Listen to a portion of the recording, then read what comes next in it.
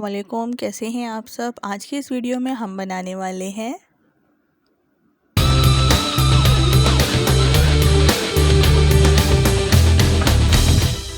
बहुत ही मज़ेदार सा बीफ तंदूरी मसाला। बीफ तंदूरी मसाला बनाने के लिए हमने लिया है 1 किलो बीफ हड्डी के साथ। 2 टेबल स्पून इसमें शामिल किया अदरक लहसुन का paste. 2 table spoon tandoori masala, packet वाला तंदूरी मसाला इसमें शामिल किया है। 1 टीस्पून पिसी हुई लाल मिर्चें, 1 टेबल स्पून गरम मसाला शामिल करेंगे। हाफ़ टी स्पून नमक शामिल करेंगे। नमक इसलिए कम शामिल किया है क्योंकि तंदूरी मसाले में भी नमक मौजूद होता है। साथ ही साथ इसमें शामिल कर देंगे हाफ़ टी स्पून ज़ीरा। 3 to 4 टेबल स्पून इसमें शामिल करेंगे कुकिंग ऑयल। 1 पाव दही। इन तमाम चीज़ों को अच्छी तरह से मिक्स करके मैरिनेट करने के लिए रख देंगे 2 से 3 घंटे के लिए। आप लोग चाहें तो इसे सारी रात भी मैरिनेट कर सकते हैं।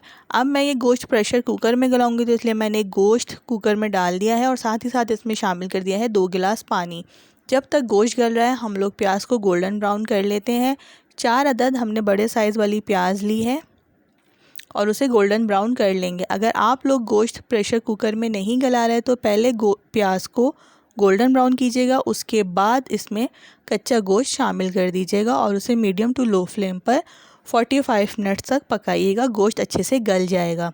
प्याज हमारी गोल्डन ब्राउन हो चुकी है। अब हमने गोश्त जो प्रेशर कुकर में गलाया था उसे प्याज में शामिल कर दिया है और अब हम इसकी हाई फ्लेम पर भुनाई कर लेंगे ताकि अच्छे से जो भी इसमें पानी है वो ड्राई हो जाए। जब तक ऑयल साइडों पे नहीं आएगा हम इसकी भुनाई करते रहेंगे।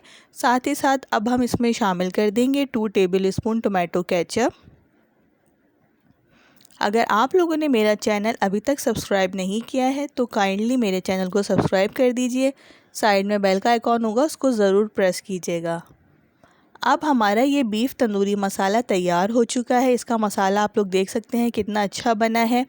बहुत ही मसालेदार सा ये गोश्त तैयार होता है। अब हम इसे सर्व करेंगे। आप लोगों को बीफ तंदूरी मसाला की ये रेसिपी कैसी लगी मुझे कमेंट बॉक्स में ज़रूर बताइएगा। वीडियो पसंद आए तो उसे लाइक एंड शेयर कीजिएगा। अपना ख्याल रखिएगा, दुआओं में याद रखिएगा। अल्लाह हाफ़िज़।